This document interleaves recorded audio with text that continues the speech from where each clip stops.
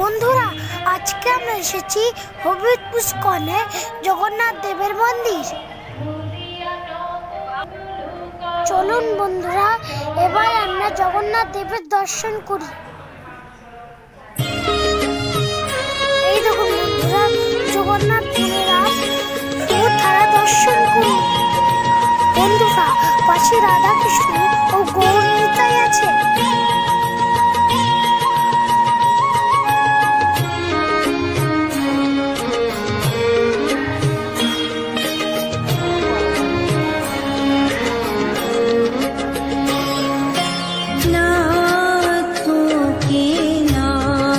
বন্ধুরা, এবার আমরা শ্রী প্রভুপাদের দর্শন করুন।